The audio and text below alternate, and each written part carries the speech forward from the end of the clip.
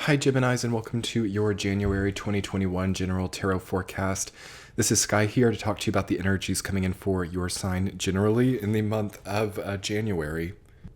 So I'm really excited for the energy that I'm feeling for you, Gemini, because as I was meditating on your energy, I felt a lot of love and I felt a lot of laughter and I felt a lot of sentimentality and remembering who you are and remembering what you've come from in a way that is helpful. Okay, so the main thing coming up for you in the month of January that I feel intuitively is the issue with remembering all these difficult things or remembering why you don't have something, remembering lack, remembering, betrayals, remembering difficult battles in your life doesn't really have a place anymore in this month, okay? So there's been a lot of time over the last year to do that shadow work, to do the tough, difficult stuff, And now, especially as we're moving towards the end of January into Aquarius season, things are really going to get more positive for you, I think. I feel like it has to. I feel like things have to get more positive for Gemini because the last year, with that Quincunx Capricorn triple conjunction, there just was not really a lot for you to work with. Here you are, you got through it, thank goodness.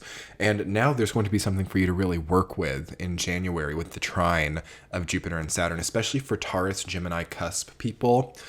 You should feel a sudden new motivation or a sudden new windfall start to come in.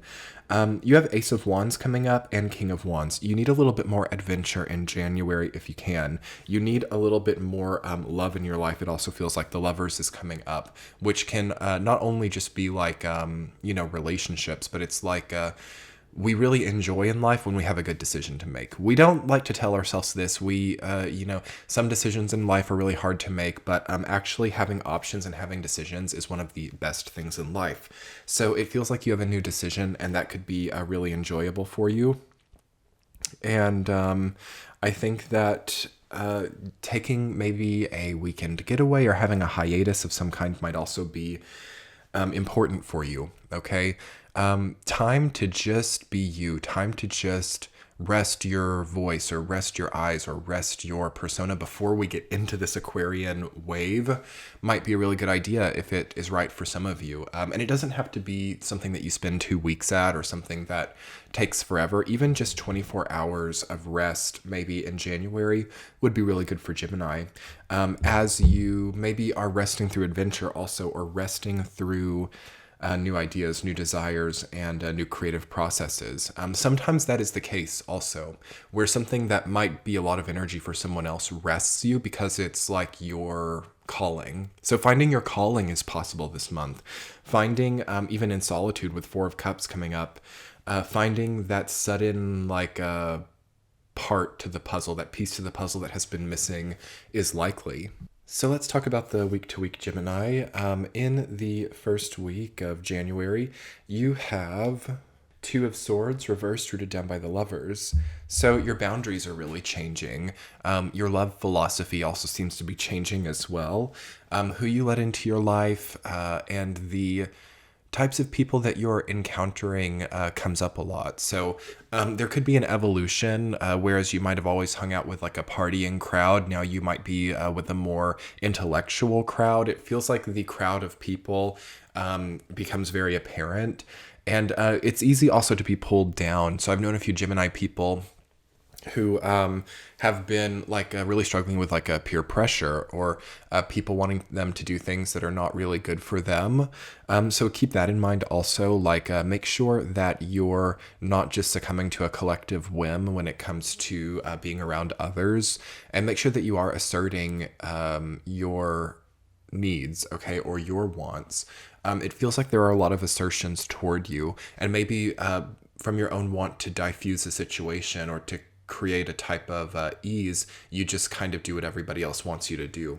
I feel that Gemini is called to stick up for themselves and called to make clear what they are doing and the reasons for their wants, okay? Also, it's very decisive, yeah, and that comes into those decision-making processes again.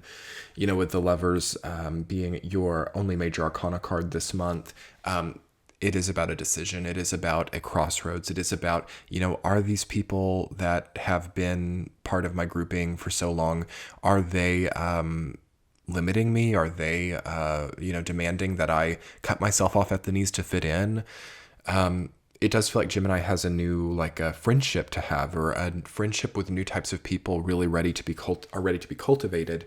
And in the second week, it feels that you can start to cultivate these. So you've got the Seven of Wands rooted down by King of Wands. So you're on higher ground than you realize. And that's the thing. You've kind of ascended a lot. You've elevated, and the people who were once around you are not really going with you. They're not really elevating at the same time. So it can feel like a bit of an opposition. And if you're experiencing opposition, or if you're experiencing people seeming against you, try to not worry too much about it, because I think that you are on higher ground and that you're going to be okay.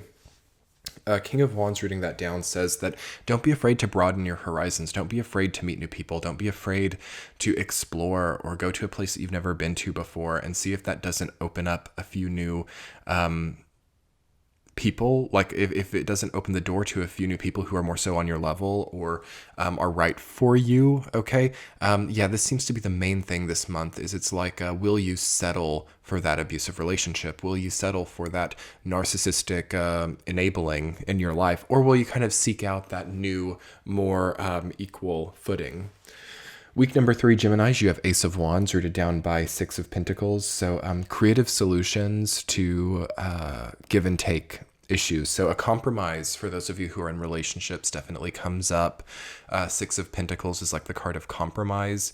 It's what we give, it's what we take, it's the hierarchy in our life, who we answer to, who we don't answer to, and understanding what all of that is. Sometimes I've noticed that quite a few Gemini people that I know, after feeling pretty weighed down by the previous year, they were really quick to try to diplomatically put themselves down to diffuse a situation. Really watch out for that. I know this is kind of hard to explain, but sometimes Geminis will, even if they're not wrong, play that role just to suffice another person. So just to protect another person's ego, they'll be like, well, I'm so sorry that I did that, when there's nothing really to apologize for. Watch out for that. Okay. Watch out for apologizing for something that you have no fault with, or for pulling yourself down to another person's level just to keep them feeling okay. All right. You want to really keep your own truth clear. So again, also, if there is an apology needed, I'm not saying don't apologize to anybody, do watch out for being overly apologetic, or being forced into that role always, and having people maybe volunteer you to be always that person who is wrongdoing and always having to apologize, and putting you into a subservient position hierarchically in that way. And of course, contrarily, it could be possible to be in the opposite, never being able to admit wrongdoing, never being able to apologize, never being able to be, always having to be in the superior position. Okay. So strict hierarchy coding of any type. Okay. Even in work, where coworkers or bosses or employees or whatever are always having to cement into those roles no matter what. Aquarius, the energy of Aquarius, and that is when we get into Aquarius season also, demands a bit more of a creativity put into hierarchy, and a more of a fluctuating rigidity, okay, where there's always a fluctuation, and, there's much more emphasis placed on the depending variables of different situations. So nothing can really be set in stone like in the last year. So keep that in mind. That's where the discernment is really golden, being able to discern, okay, I need to apologize in this situation. I don't need to apologize in this situation because of this, and that, I know that this sounds simple, but it's really important to be thinking this way about things, and not just get stuck in these roles, because you're really rejuvenating the roles in your life, and who is, around you playing what role in your life, and what role you're playing in the lives of others. All that really comes up and has an opportunity for creative solution. And by the 4th week, you're already kind of transforming. 4 of Cups rooted down by 10 of Swords. So you're already moving out of a previous way of being. 10 of Swords is the ending phase of something. It is the last breath. It is the last phase. It is the last moment in a situation. And with Four of Cups being there, I mean, this could be a breakup for some of you. This could be also the changing of a friendship or distancing yourself from somebody. And if that's the case, try to just take it in stride and try to think solitarily about it. So without isolating yourself, try to find that time on your own to really think about the phases that you've been through and to think about what is no longer on the table anymore. This is a very spiritual combination that you have coming up at the end of January, Geminis.